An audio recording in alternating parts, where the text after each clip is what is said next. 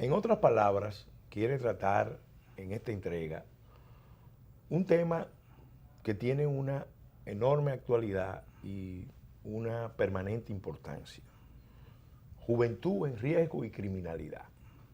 Para abordar este importante asunto hemos invitado a Bismar Hernández, quien es coronel de la Fuerza Aérea Dominicana, especialista en gestión de crisis e incluso internacionalista. Bismar, muy contento de tenerlo aquí. En otras palabras, nos gustaría iniciar este programa tratando este tema de juventud en crisis, en riesgo, criminalidad, planteando un abordaje del tema a partir de los hechos recientes que han conmovido a la sociedad dominicana. En cuestión de semanas, la sociedad dominicana ha sido sacudida por hechos estremecedores. Un joven pretendiente de nacionalidad haitiana mutila a una joven llamada Cielo García, una dominicana que rechazó las pretensiones de este joven y la dejó sin brazos, un hecho que conmovió a muchos sectores de la vida nacional. Después, un sacerdote termina ejecutando a un joven que lo tenía sometido a un chantaje. Posteriormente aparece un grupo organizado con el título de Mata Policía, una banda juvenil, exhibiéndose en las redes con armas y dando cuenta de que habían ejecutado a más de 8 policías. Y frente a esa organización, la policía reacciona y elimina a varios de sus integrantes. Pero después se produce un hecho que ha producido una consternación, porque un joven, apoyado por su madre, condiciona, presiona a una joven a abortar y luego, en ese proceso, la matan, la desaparecen y se produce una situación que realmente ha despertado todas las inquietudes y todas las alarmas. Estos hechos y muchos más, porque estamos hablando de 4, pero podríamos citar muchos más. Claro. Son hechos que se puedan considerar aislados, comunes dentro de los procesos de conflicto en una sociedad, o son el síntoma, el signo de un problema de fondo más serio. Lo primero es agradecer el honor de esta invitación a su prestigioso programa. Y luego de ese panorama tan difícil de asumir, tan sombrío, yo creo que es pertinente repetir el título de nuestra intervención, de nuestro análisis, el tema que venimos investigando hace tiempo, que inclusive ha salido publicado ya en revistas militares y en otros medios. Juventud en riesgo como principal causa de la criminalidad en República Dominicana. De hecho, el factor denominador o denominador común de todos estos hechos que usted relata es que hay jóvenes involucrados, generalmente como víctimas y a veces como victimarios, como en el caso de los matapolicías, pero también que la sociedad, si ampliamos la visión del sistema causa-consecuencia, también ellos podrían ser vistos como víctimas. Porque el joven que a los 16, a los 17 años comete su primer delito, ¿dónde estaba 4 o 5 años antes? Cuando era un adolescente, un chico en riesgo, con 12, con 13 años, ¿qué estaba haciendo la sociedad para prevenir que este jovencito no llegara a hacer su primer delito? Y una vez lo cometió, ¿qué hace la sociedad para prevenir nuevamente que siga siendo un delincuente o que se fortalezca o que llegue a ser un criminal de alto impacto? Entonces yo creo que es todo un proceso sistémico que no hay hechos aislados en estos casos y que inclusive podemos revisar todos los acontecimientos que están sucediendo en materia de violencia y de delincuencia en la República Dominicana. Y para mí, humildemente, según nuestros años de investigación en varios países y nuestros análisis, tienen ese tronco, ese origen común, que es la juventud en altísimo estado de riesgo. Eso nos obliga a la siguiente pregunta. ¿Qué es riesgo? ¿Cuáles son los factores de riesgo? Porque esa es una noción muy genérica. Sí, señor. Que toda la población humana siempre está enfrentando diferentes tipos de riesgos. Pero en este caso sería bueno precisar si hay un riesgo específico que impacte directamente a la juventud. Sí, bueno, el diccionario es explícito en esto. Riesgo se define como la posibilidad de que ocurra un daño, de que alguien salga herido, lastimado, inclusive muerto. Y se puede decir también un poco de manera más científica que el riesgo es la interacción o la combinación entre peligrosidad y vulnerabilidad. La peligrosidad que es atribuible al medio ambiente. Fíjese que este es un medio que está resultando muy peligroso para nuestra juventud, sí. Para la sociedad en su conjunto, pero para nuestra juventud.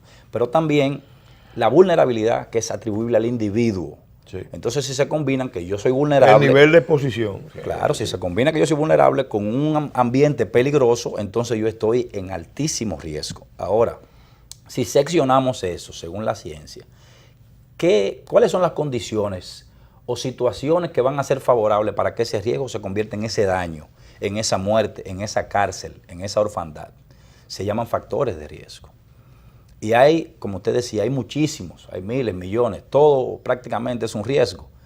Y ese riesgo mal canalizado, mal tratado, mal gestionado, es que va a permitir que se produzca ese daño, en principio al individuo, pero cada vez que un individuo sale perjudicada la sociedad.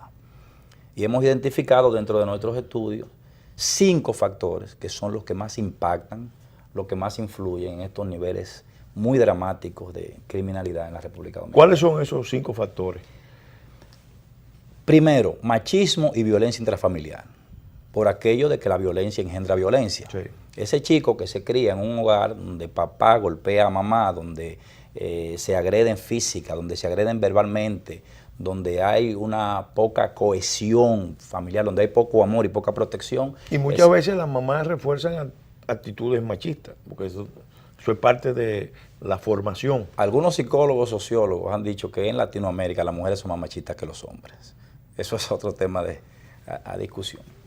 Segundo factor, alto consumo de drogas, legales e ilegales. Sobre todo... Bebidas, potenciadores. Sobre todo por la juventud. Sí. No hay una edad límite, una edad tope mínima para comenzar a pesar de que la ley dice que no se le puede vender alcohol a menores, basta acercarse a una playa, a un centro de diversión, de lo que llamamos colmadones, y usted se fijará que el 90% de la gente que está ahí generalmente son de menos de 18 años. No, e incluso ahora recientemente el Ministerio de Salud Pública empezó a diseñar un plan para regular el tema de la venta de bebidas energizantes que normalmente son consumidas por los jóvenes, y eso impacta su comportamiento, lo torna más agresivo, más hiperactivo, por tanto, con más posibilidades de riesgo. Que en principio no lo necesitan. No. Esa energía adicional, porque precisamente de lo que se trata es de canalizar esas energías de este ser humano joven con tantos bríos, que si no es adecuadamente conducido, entonces esa misma energía lo sacan de los carriles correctos de la ciudadanía. Tercer factor, gran disponibilidad de armas de fuego, legales e ilegales. Esta sociedad no aguanta ese flujo, esa facilidad con la que se quieren las armas de fuego. Y volvemos a los ejemplos. Bueno, la foto de los 10 jóvenes, miembros de la banda esa de Mata Policía, todos armados, pero todos desafiantes, porque no se trató de un grupo que estaba operando encubiertamente, sino que ellos mismos se autodenominaron Mata Policía y se exhibían armados, probablemente drogados, porque solamente una persona en estado de enajenación, alucinación, puede hacer una exhibición de esa naturaleza. Mire, ese hecho, ese evento, esa actividad nos debe llamar profundamente a la reflexión. ¿Dónde esos muchachos consiguieron las armas? En las cinturas del ciudadano, del policía, del militar o del civil, o en el carro del ciudadano. Dice inclusive la Constitución y la Ley 36 que el monopolio de la violencia y la custodia del material bélico nacional debe tenerlo la Fuerza Armada. Entonces nunca se ha producido, y casi seguro que nunca se va a producir, un asalto al bélico de la Fuerza Armada. Entonces las armas de los delincuentes salen del porte de los ciudadanos. Pero hay mucho contrabando de armas, por puertos, aeropuertos y sobre todo por la frontera. Habría que establecer cuáles son las proporciones de las armas incautadas a los delincuentes o cuando se hacen allanamientos, porque las armas, la mayoría, tienen un número de serie, salvo que sean limadas para fines de encubrir su procedencia. Si bien es cierto que también hay que proteger la frontera para evitar el contrabando de armas y de otros muchísimos ilícitos, no es menos cierto que la mayoría de los delincuentes comunes armados se arman de la población. Porque precisamente es una persona que no tiene otro bien de valor en su persona, en su cintura, en su carro, ya tiene 150, 200 mil pesos. O sea, se convierte en un objetivo. Sí. Una pistola fácilmente cuesta sobre 70 mil, 50 mil pesos. Y por tanto es un blanco. Un blanco y además es una herramienta de trabajo. El que la aporta es un blanco. Y además es una herramienta de trabajo para producir más dinero. Entonces estamos hablando de droga, armas, violencia machista. Pero sí, para cerrar el tema de las armas, fíjese que nuestra cultura, nuestra costumbre es que compramos un arma para defendernos. Para mí nada más lejos de la verdad. No, las estadísticas demuestran que si usted no se entrena, usted puede tener el arma, pero si usted no se entrena para usarla, usted está incrementando su riesgo, su vulnerabilidad. Nos dicen los viejos en su sabiduría popular que el asalto es de quien lo da. Sí, sí. El contraataque solamente tiene, en protección VIP, que usted sabe que lo hemos estudiado también, el contraataque solamente tiene éxito en un 10% de los casos. En el 90% de los casos, el que encañona ya viene con ventaja, con el blanco hecho, con la actitud de agredir. Si se mueve, le disparo. Entonces no hay forma de que usted pueda sacar un arma, manipular y hacer blanco de manera efectiva. Hay que reducir la cantidad de armas, control fronterizo, control de contrabando, pero también ser más riguroso en la venta, en el porte y tenencia. Bueno, en otra ocasión eso se castigaba de una manera tan enérgica que hasta había una privación de fianza. Y ese era un factor para que mucha gente no usara. Vamos a hacer un alto y vamos a continuar analizando los otros factores porque mencionamos 3 factores de riesgo. 2 más nos quedan. Faltan 2 más. Y después quisiéramos que habláramos de las estadísticas. Pero eso será en el próximo segmento.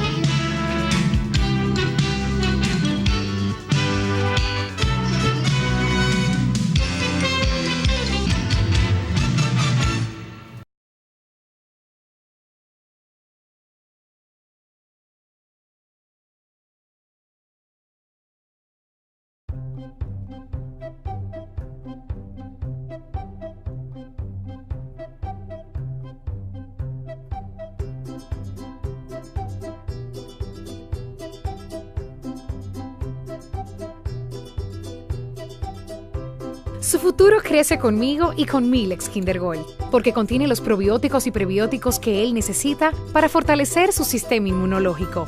Por eso soy una mamá leona y siempre cuento con Milex Kinder Gold, la leche recomendada por pediatras que saben de nutrición.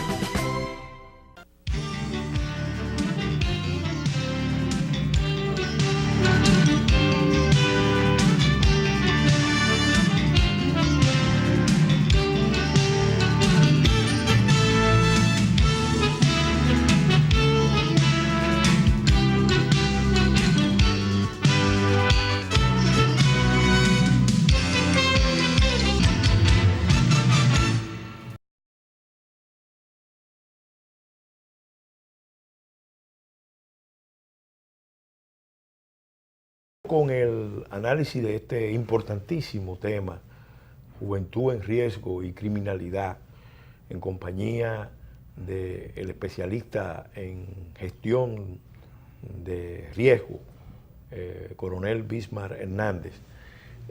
Nosotros quisiéramos, Bismarck, que usted nos hablara ahora de esos dos factores que se suman a los anteriores, que son factores de riesgo para el aumento de la criminalidad en el país, y después que pasáramos a analizar las estadísticas. Sí, señor. Fíjese, el cuarto factor para nosotros es la paternidad irresponsable y la gran cantidad de embarazos en adolescentes. Hay estudios recientes que nos ubican tal vez como el segundo país de la región, si no del mundo, con más embarazos en adolescentes, y como uno de los primeros en matrimonios forzados de menores de edad. Eso es terrible, combinado con el tema de que muchos padres inmediatamente se ven notificados del embarazo, abandonan esa mujer con esa barriga, nos deja en una posición muy difícil. Si es que no la condicionan para que aborte, porque en el caso de Emily lo que quedó claro fue que lo que conduce al asesinato de ella era el tema del aborto, que querían que ella abortara, y luego termina con su muerte. Precisamente, ahí entra este factor de lleno. Sí. El hombre no se quiere hacer responsable de esa paternidad, de esa barriga. Entonces tiene dos opciones, o abandona o intenta provocar, inducir un aborto. Pero a veces no es el hombre, a veces es la familia, porque por ejemplo en el caso de Emily, es la suegra o la mamá del novio la que determina el curso de acción. Seguro no apoyó al hijo, porque si la reacción de la madre hubiera sido apoyarlo para que asumiera su responsabilidad y ella misma como abuela asumir la responsabilidad, la historia hubiera sido otra. O sea que el factor también familiar juega un papel importante. Sí, lo vamos a ver un poquito más adelante. Sí. Inclusive, sea de una forma o de otra, sea por el padre, por la madre, por la conveniencia de la pareja joven, porque no se tomaron las previsiones, el resultado, y vamos a hablar de estadística, es que cerca del 80% de los hogares dominicanos están dirigidos por madres solteras. Sí. Madres solteras pobres en su gran mayoría. Claro. Entonces, esto es terrible, tanto para el desarrollo, pero sobre todo para la seguridad. Y con un estimado de 50 a 60 mil abortos por año, que eso es, desde cualquier punto de vista, mucha violencia en la sociedad. Porque eso deja una secuela en la madre, en la familia, en los amigos, en los relacionados. O sea que ese es otro factor de violencia. Totalmente de acuerdo. Esos cuatro factores que hemos mencionado, de por sí, o combinados con el quinto, que es que entre 800,000 y 1,000,000 de jóvenes ni estudian ni trabajan, los llamados niní, eso es terrible para una sociedad. Yo pienso que quienes deberían estar más preocupados por este último factor es la comunidad empresarial, la comunidad industrial, porque estamos dejando de lado el 10% de la población, un país de 10 millones de habitantes aproximadamente, con 1,000,000 de jóvenes ni estudian ni trabajan, pero además es una fuerza laboral importante. Sí. Una fuerza laboral que se ve acorralada, que se ve bombardeada con tanta publicidad, con tantos modelos erráticos, erróneos de conducta, de éxito inclusive, y no hay un foco, no hay una visión, no hay un norte en la juventud. Pero usted mencionó un asunto importante, porque los modelos sociales de éxito yo creo que están en la base también de esta situación. A los jóvenes que, sobre todo de estratos populares, clase media baja, de estratos populares, se le presentan por los diferentes medios de comunicación, por las redes, por la radio, por la televisión, por las telenovelas, modelos de vida buena, de vida triunfal, de vida exitosa. Y resulta que eso precisamente es uno de los factores condicionantes, porque la sociedad, en cierta manera, cuando promueve la violencia a través de los medios de comunicación, está propiciando un ambiente favorable a la violencia, que la violencia se vea como algo normal, a que la criminalidad sea como parte de un modelo de vida, y un modelo de vida exitoso. Cuando uno ve personajes como el Cabo de la novela el cartel de los sapos, sí, uno ve, bueno, pero finalmente estos son modelos de éxito. Mire, ese es un ejemplo que me lo dijo a mí un joven, yo trabajando estos temas en la zona rural. Cuando uno intenta motivar para que no haya deserción escolar, para que haya una familia nucleada, para que haya una sociedad que funcione desde lo más simple hasta lo más complejo, me dice ese chamaquito, bueno, pero que aquí en el pueblo, la casa más grande, la jipeta más nueva y la mujer más linda, la tiene el capo y el síndico. Y ninguno de los dos estudiaron. Entonces, ese sí, es un modelo complicado. Ese es un modelo. Ahora vamos a hablar de las estadísticas. ¿Qué nos dicen las estadísticas en líneas generales? ¿Cuántos hechos de violencia se cometen? ¿Cuál es la repercusión en una sociedad? Porque a veces se ven las estadísticas frías, pero por cada víctima hay otras víctimas. Cada vez que, por ejemplo, matan a una mujer, madre de hijos, hay una secuela de violencia, de más víctimas, incluso víctimas que son asesinadas moralmente. Así es, así es. Mire, todas las estadísticas de estos temas lamentablemente nos desbordan. Nosotros tenemos 25, cerca, eso sube un poquito, baja un poquito, 25 muertes violentas por 100.000 habitantes. Tenemos cerca de 37.000 asaltos, robos y heridos reportados al año.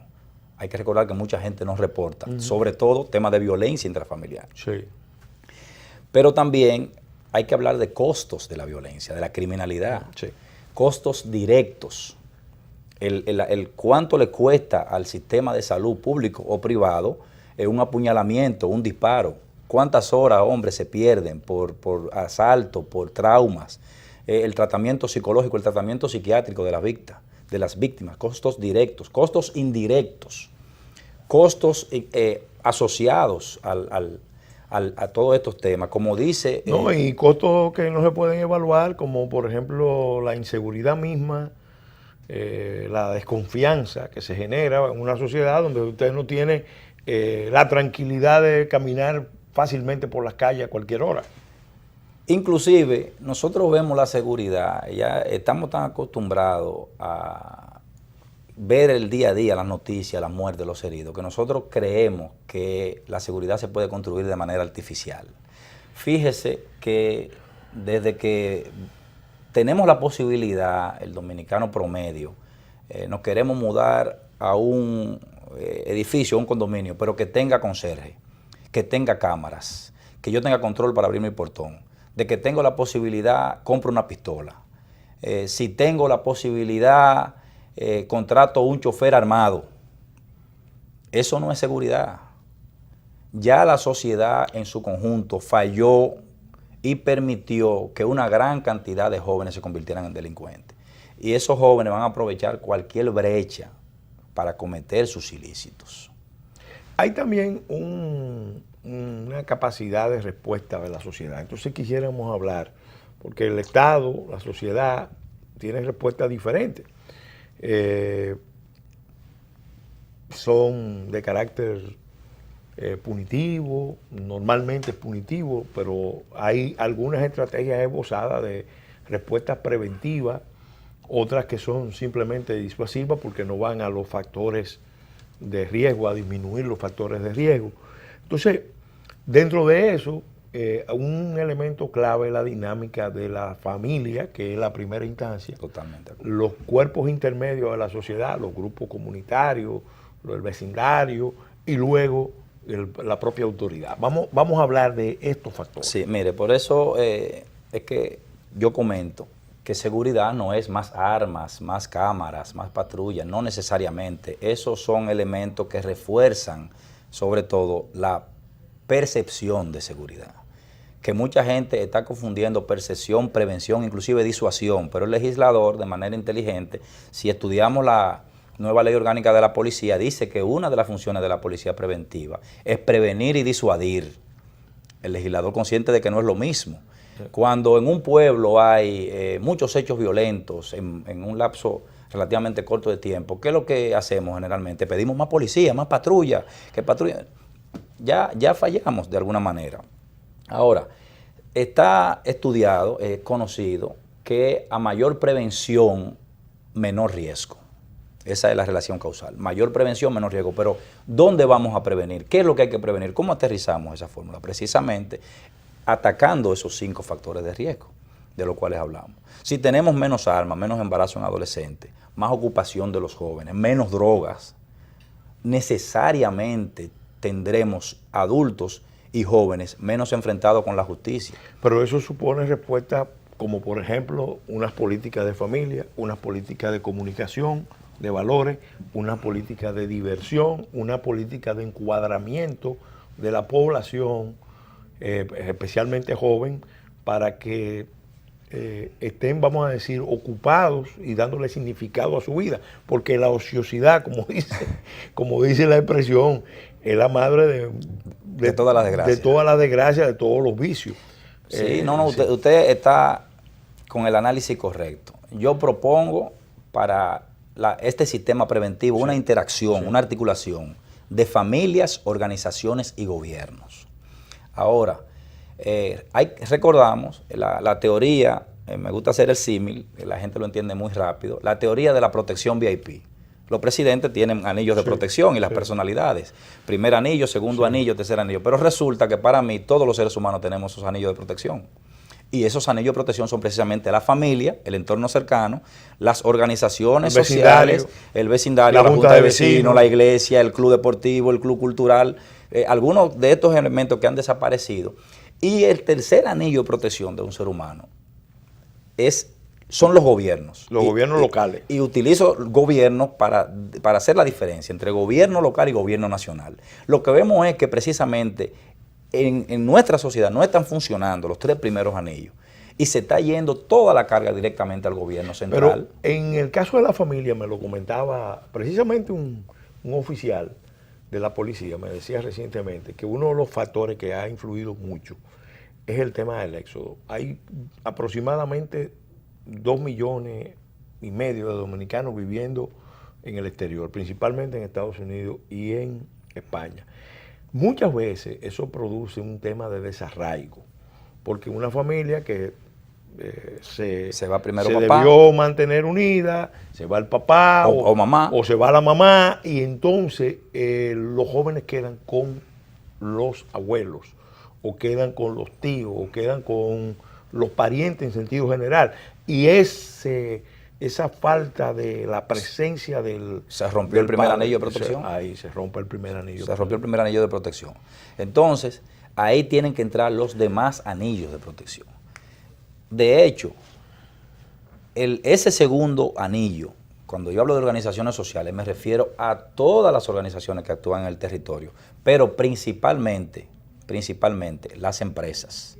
Fíjese que nuestras empresas, lamentablemente, muchas por su baja rentabilidad, no tienen un capítulo social, no tienen un capítulo inclusive ambiental, en un tiempo tan dramático para temas ambientales. Que eso debería ser su mejor inversión. O sea, si todas las empresas...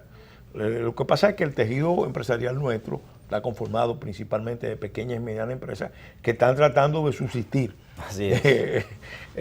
Pero hay un tema, Bismarck, que me gustaría que analizáramos de casos concretos, porque usted tuvo la experiencia de estudiar estos temas en Israel. Así es. Y también en Brasil desde una vertiente diferente. Entonces nos gustaría, primero que nos analizara el caso de Israel. Cómo gestiona Israel la relación con los jóvenes. Este es un tema que lo vamos a tratar en el próximo segmento. Pues vamos a dejar la pregunta ya formulada para analizar cómo es una experiencia exitosa de cómo los jóvenes están articulados en el Estado de Israel. Este sistema preventivo. Sí.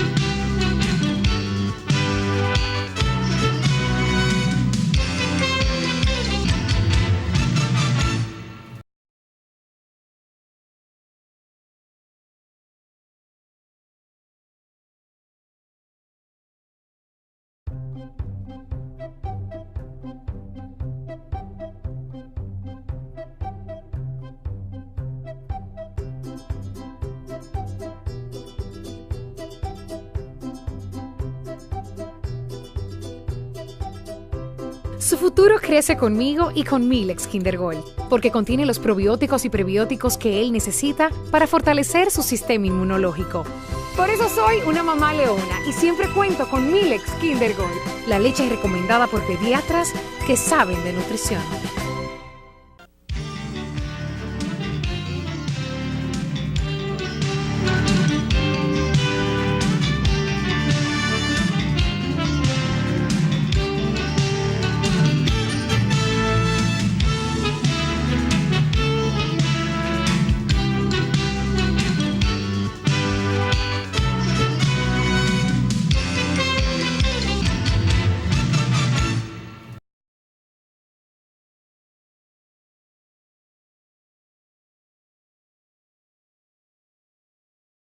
Continuando con el análisis de este importantísimo tema, la gestión de riesgo y la criminalidad, jóvenes en situación de riesgo y la criminalidad, en compañía de Bismar Hernández, especialista en gestión de riesgo, quisiéramos que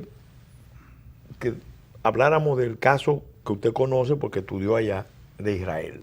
Cómo Israel maneja el tema de la juventud, que de por sí el Estado de Israel es un Estado en riesgo por los enemigos que tiene, pero al mismo tiempo eso yo diría que los obliga más a cuidar de su juventud, porque parte de la defensa de la nación está precisamente en cuidar a los jóvenes. Así es, así es. Y que los jóvenes después cuiden la patria. Mire, es interesante hablar, primero me gusta definir a Israel como un pequeño país en el desierto, rodeado por 21 fronteras con 200 millones de enemigos, y son una potencia mundial en todo lo que hacen.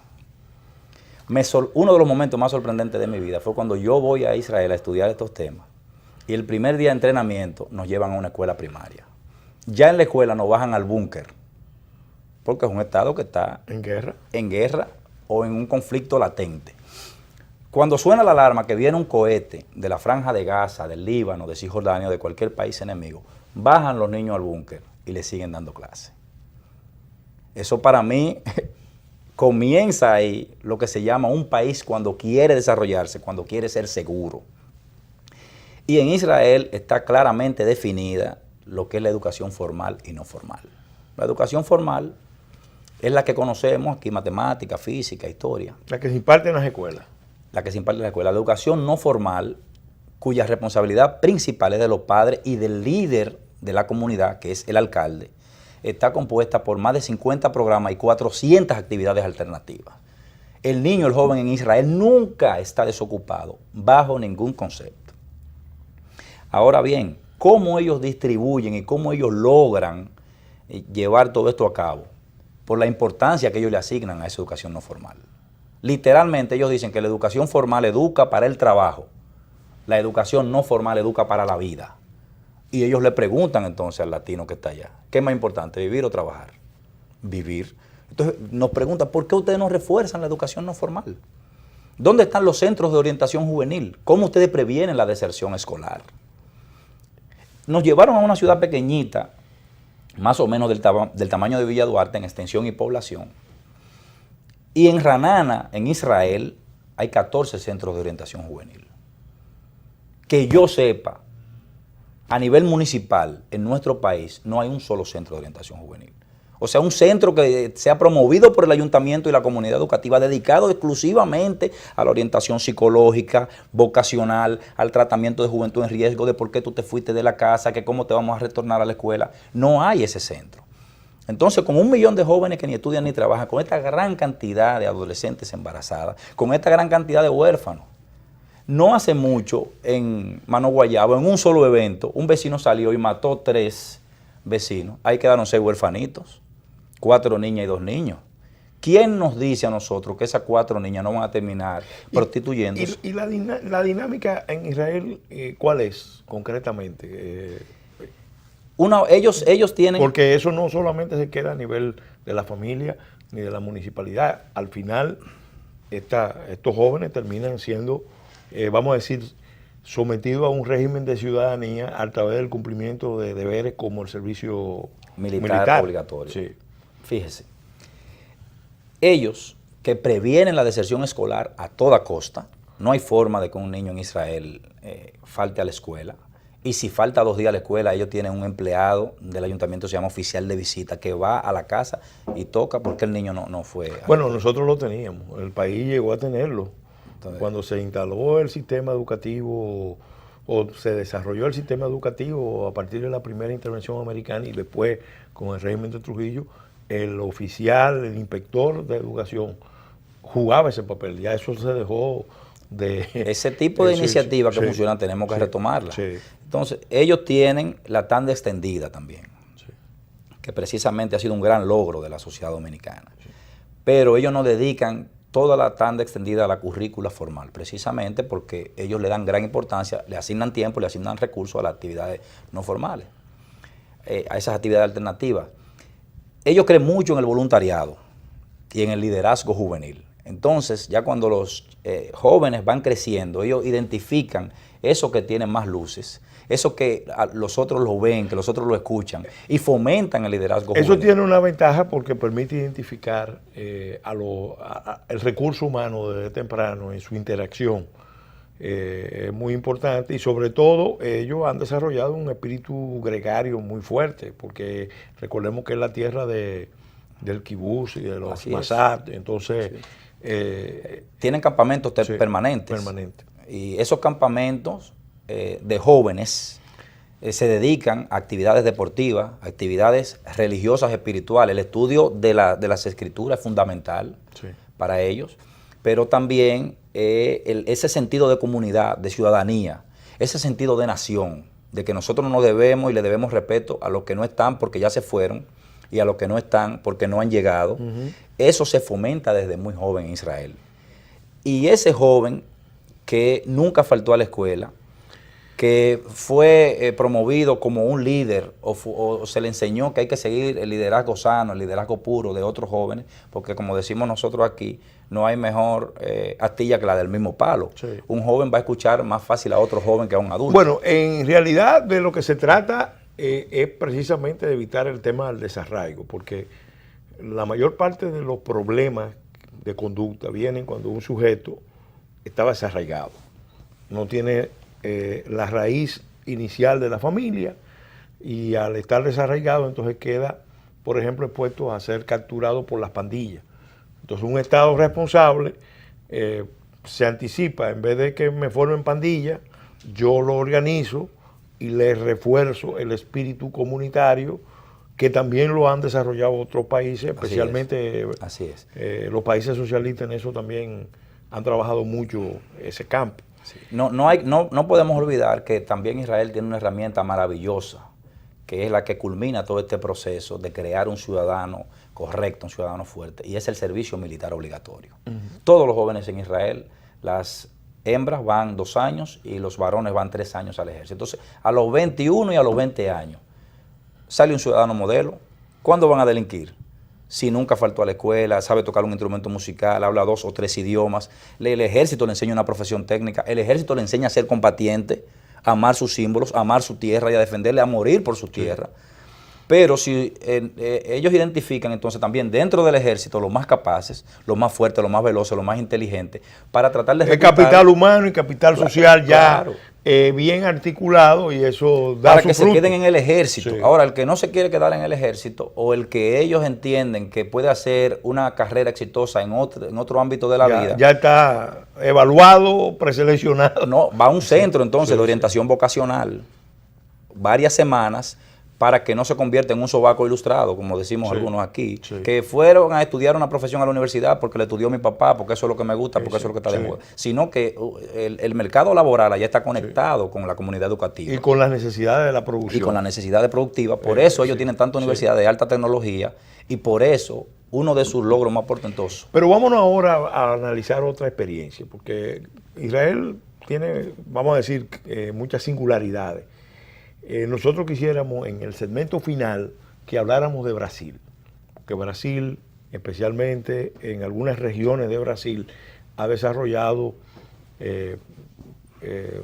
estrategias de otra naturaleza que ponen a los jóvenes muy en contacto con la naturaleza sobre todo, porque ese es un factor también que estabiliza mucho al ser humano. Cuando el ser humano se siente parte de la naturaleza o de algo más trascendente, su comportamiento societal, gregario, es muy diferente a cuando se siente un átomo libre y en condiciones de chocar con cualquiera. Vamos a hacer un acto y vamos a, en el segmento final, a analizar este tema y otros aspectos igualmente importantes que faltan por tratar.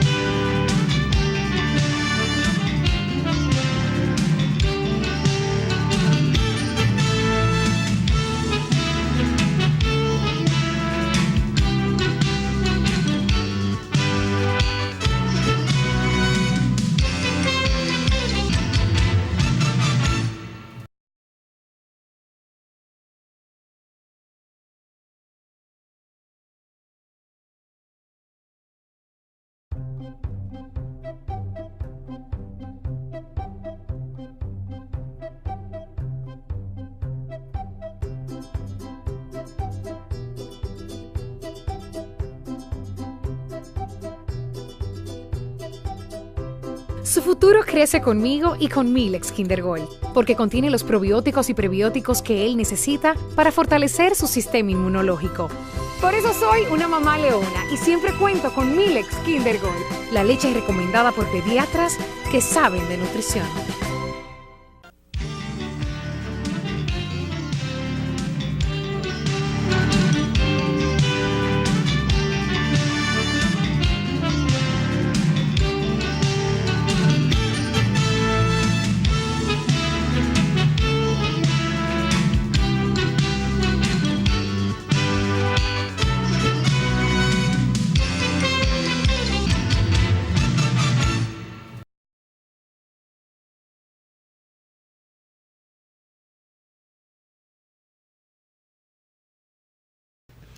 En este segmento final del programa, en otras palabras, donde estamos tratando el tema de jóvenes en riesgo y criminalidad con Bismarck Hernández, quisiéramos, Bismarck, que abordáramos la experiencia de Brasil. Brasil es otra realidad, un país inmenso, con muchos recursos naturales, está dándole respuesta a muchos problemas sociales, ha abordado los problemas de criminalidad, todavía tiene muchos problemas pendientes por resolver en las favelas, pero hay zonas donde han tenido experiencias muy exitosas que usted conoce porque también estudió allá. Quisiéramos una explicación de cómo la interacción del joven, desde muy joven, con la naturaleza, con los grupos comunitarios, de cara a vincularse a la naturaleza, puede impactar los índices de criminalidad de un país. Así es, como usted bien lo dice, Brasil es un país inmenso. Basta recordar que tiene más de 8,5 millones de kilómetros cuadrados, 204, 205 millones de habitantes, entonces tiene que haber de todo. Pero vamos a concentrarnos en el sur de Brasil, en la triple frontera de Brasil, Argentina y Paraguay. Ahí una empresa tomó el liderazgo del desarrollo local. Esa empresa, una hidroeléctrica, Itaipú Binacional, desarrolló un programa que se llama Cultivando Agua Buena. Tiene unos 60 subprogramas dentro de carpeta y muchísimas actividades también de desarrollo productivo, de inclusión social. Pero a mí, por interesarme este tema, me llamó mucho el capítulo Floril Toledo, que es el capítulo de la juventud, de cómo ellos rescatan jóvenes de la calle y cómo, de nuevo, a través de educación ambiental, a través de orientación vocacional, a través de orientación religiosa, le vuelven a llevar al camino de la educación, de la vida, inclusive de la familia, porque si ellos ven que hay que intervenir la familia completa, ellos intervienen en la familia. Dentro de este programa, dentro de Cultivando Agua Buena, se ha dado una suerte de integración, de rescate, se puede decir así, de una parte de la sociedad, de una parte de esa sociedad brasileña, que ellos mismos, con estadísticas históricas y fotos de manera audiovisual, le demuestran al visitante, al estudiante, que esa triple frontera era foco de contrabando, de violencia, de drogadicción, de todo tipo de estos males sociales. Y hoy por hoy, precisamente, y gracias a ese capítulo de reorientación y de rescate juvenil, todos esos niveles han bajado. La educación ambiental, para ello es fundamental. Hablamos de Israel, que es una sociedad básicamente urbana, mientras que Brasil estamos hablando de una zona rural. Y además, entonces, como ellos no tienen esa herramienta poderosísima que hablábamos del servicio militar obligatorio, ellos han adoptado otra filosofía de trabajo con jóvenes. Por ejemplo, ¿cómo ellos justifican que el hombre, que el ser humano es parte de la naturaleza? Que el ser humano no es una especie que se tiene que apoderar, adueñarse de los recursos y destruirlos. Ellos, basados en documentos importantísimos de carácter internacional, como la Carta de la Tierra, la Agenda 21, la encíclica Laudato Si del Papa Francisco, sí, llamando al cuidado de la tierra, inspirada en San Francisco de Asís. Eso, combinado con estudios bíblicos, hace que el joven se conecte con la naturaleza, que se dé cuenta que somos una especie más, que dependemos de las otras especies, pero sobre todo que dependemos de nosotros mismos. Claro. Y de la cooperación. Ahí entonces se forman comunidades, tanto ambientales como comunidades educativas, y en esa comunidad educativa no es solamente el profesor que pone una tarea y el chico llega a la casa y si él quiere hace la tarea. No, ahí participa el alumno como sujeto, como eje central, pero participa papá y mamá activamente en todo lo que hace la escuela, participa el ayuntamiento activamente en todo lo que hace la escuela y la familia, participa la iglesia y participa el empresariado. Y porque se fomenta el espíritu asociativo, cuando hay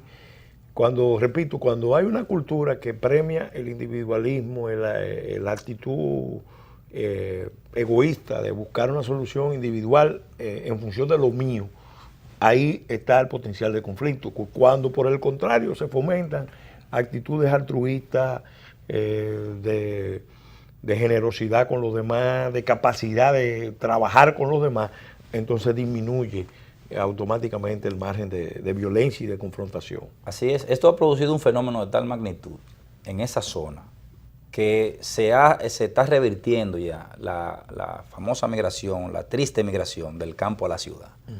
Precisamente el joven que se ve sin oportunidad o el padre que entiende que su hijo o su hija no va a tener mayores oportunidades en el campo, cuando no hay una productividad, lo despacha para la ciudad. Pero a veces el que sale para la ciudad es el papá, para poder mantener la familia que dejó atrás, o la mamá, pero ya eso produjo un desarraigo.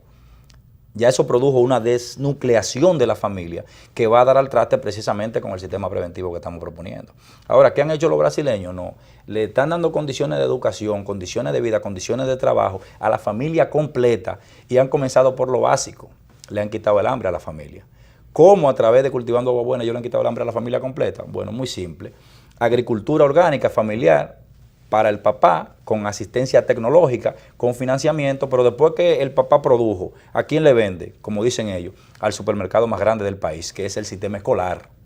Entonces le venden alimentos crudos, frescos y orgánicos a la escuela que le queda al lado. Ya papá tiene una asistencia del gobierno local y además tiene un mercado. A mí me gustaría, ya tratado de la experiencia brasileña, que en esa zona ha sido muy exitosa, que habláramos también de otros fenómenos que se están dando.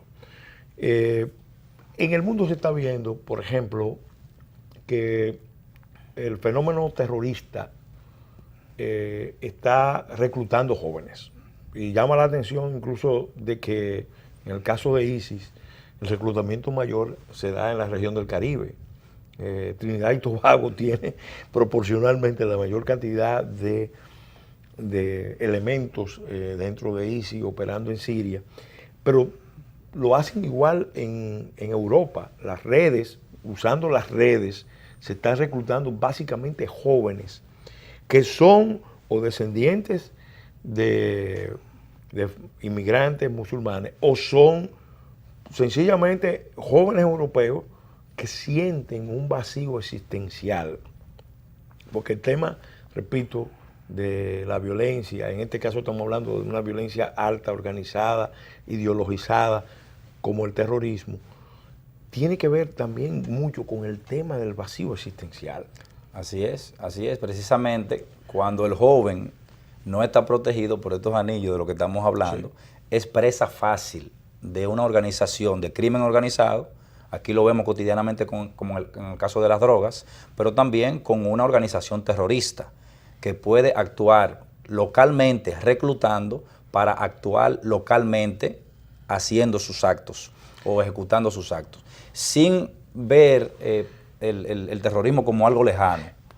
Yo creo que hay una línea de investigación en el caso de los 10 jóvenes que estaban matando policías, porque uno evoca, por ejemplo, la serie El Patrón del Mar y se da cuenta de que Pablo Escobar usaba organizaciones de ese tipo, pagaba las cabezas de los llamados tombos como una represalia a la policía. En este caso eso se quedó como una acción aparentemente autónoma de ese grupo de jóvenes, pero no se descarta que en un futuro se puedan usar ese tipo de organizaciones para producir sicariatos colectivos. Hay que recordar que Naciones Unidas define el terrorismo como actos violentos para fines políticos. Si se profundiza la investigación y ahí hay cualquier tipo de fin político, en el amplio sentido de la palabra, por ejemplo, afectar una imagen de una autoridad en un momento dado, como que se... Tiene un componente terrorista. Ahí hay un componente terrorista. Claro. Hay un componente terrorista. Y hay que tener mucho cuidado con el tema de la desocupación juvenil. Precisamente recordábamos aquella famosa obra Choque de Civilizaciones de Huntington, de que cuando hay una gran cantidad de jóvenes desocupados en un estado, en un país, eso es un peligro hasta para la estabilidad y la seguridad nacional. Eso nos lleva a otras interrogantes. Frente a estos fenómenos, y aquí con cerca de 1 millón de jóvenes desarraigados que ni trabajan ni estudian, o están estudiando, pero en forma muy precaria, o trabajando también en forma muy precaria, que es un número mucho mayor. Vamos a estar claros. Entonces, está el tipo de respuesta. Normalmente viene el tema de las políticas de justicia penal. En este caso, los jóvenes, muy jóvenes, tienen un régimen especial que en cierta manera conduce al reformatorio. Y por otro lado, está previsto en la Constitución, y a mí me tocó, tengo el orgullo de haber sido el promotor de esto, el Servicio Social para el Desarrollo, que es un mecanismo de encuadramiento de la juventud para que precisamente no tengan entre los 16 y los 21 años ningún espacio de desarraigo. O sea, un sistema de servicio social para el desarrollo es la mejor herramienta para encuadrar a esos jóvenes en labores que le den sentido y utilidad a su vida. Como en la experiencia que usted ha tenido analizando casos de otros países, estudiando esto en la realidad nacional, ¿cómo usted evalúa tanto el tema penal reformatorio como el tema de las posibilidades de encuadrar a estos jóvenes en el trabajo social? Siempre me preguntan, y sobre todo se han producido algunos debates interesantes, ya que estamos localmente cursando la maestría en Defensa y Seguridad Nacional. Mis compañeros me dicen, sí, pero eso es lo que tú planteas a largo plazo, eso es con los niños para que no lleguen a ser delincuentes. ¿Qué vamos a hacer con los que están? Bueno, los que están... Muchos se pueden reformar. Muchos se pueden reformar, pero ya los que comenzaron a delinquir, entonces hay que ver cómo está trabajando el sistema de justicia penal. El sistema de justicia penal, que no es solo policía, hay que estar claro. El policía es una herramienta, es un auxiliar del Ministerio Público, que es el encargado de la política criminal del Estado. Y la judicatura, los jueces, son los que tienen que sancionar. Entonces yo lo veo como una maquinaria que tiene que producir un entregable. ¿Cuál es este entregable? Una sentencia. El sistema de justicia penal, cuando un individuo se ve enfrentado con él, tiene que producir un descargo o una condena. Si se produce una condena, hay que cumplirla rigurosamente, según la ley. Pero cuando usted somete a un individuo a los rigores de la cárcel, según un estudioso de los sistemas penitenciarios del mundo, un español, Antonio Beristain, dice que hay que tener mucho cuidado entonces de cómo se maneja ese individuo durante y después de esa prisión. Porque le estamos quitando, licenciado, las dos condiciones que lo hacen persona, que es la libertad y la vida en comunidad. Sí. Entonces, cuando esa persona sale... No, al revés, se le saca de su comunidad natural y se le ingresa en una comunidad nueva, que tiene un, difícil, caótica, un rasgo criminal muy fuerte. Violenta. Entonces las cárceles terminan convirtiéndose en, vamos a decir, centros de formación criminal y, lamentablemente. Y desde las cárceles se operan muchas acciones criminales y sobre todo cuando salen, si no hay un mecanismo de reinserción y un proceso de reeducación previo, entonces vuelve y se repite el ciclo. Él lo dice textualmente, el objetivo principal del sistema penitenciario no debe ser el castigo, no debe ser el dolor, no debe ser el sufrimiento del ser humano. El objetivo principal debe ser la resocialización y la repersonalización del individuo, porque ya perdió ambas condiciones. En un porcentaje alto de los casos es posible. Hay un porcentaje de sociópatas o psicópatas que ya, de acuerdo a todos los estudios, son en cierta manera irrecuperable. Entonces la sociedad tiene derecho de que esa gente permanezca la mayor parte del tiempo en la sombra. Bueno, hay países que por esos casos, que son los menos, tienen la cadena perpetua o tienen la pena de muerte. Yo también me defino un poco como tratadista. Si vamos a la pena de muerte, vamos a la pena de muerte, pero que la decrete un tribunal, que salga una sentencia. Y si vamos a la... yo le preguntaba a un fiscal federal una vez, ¿por qué ustedes tienen eso de que varias cadenas perpetuas, 300 años de cárcel? Y él me decía, mira, eso es para mandarle un mensaje a la sociedad, de que el daño que hizo ese individuo fue tan grande que con una vida no lo paga. Entonces tenemos que considerar esos casos. Bueno, lamentablemente el tiempo de este espacio dedicado a reflexionar sobre la gestión de riesgo, juventud en riesgo y criminalidad en República Dominicana, en compañía de Bismar Hernández, coronel de la Fuerza Aérea, especialista en gestión de riesgo e internacionalista, lamentablemente se agotó. Le agradecemos de nuevo la buena disposición de comparecer y su estupenda intervención, y asimismo le agradecemos a todos los amigos y amigas televidentes que siguen este espacio por su sintonía. Igualmente queremos agradecer a nuestros patrocinadores de Leche Miles el apoyo que nos dan para llegar a todos ustedes en los siguientes horarios. Domingo de 1 a 2 de la tarde, de 10 a 11 de la noche por Teleimpacto aquí en este canal. Luego en este mismo canal los martes y los jueves de 7 a 8 de la noche. También pueden ver toda la serie completa de programas En Otras Palabras en el programa de YouTube En Otras Palabras TV, a su entera disposición. Gracias por su sintonía. Hasta la semana entrante, si Dios quiere.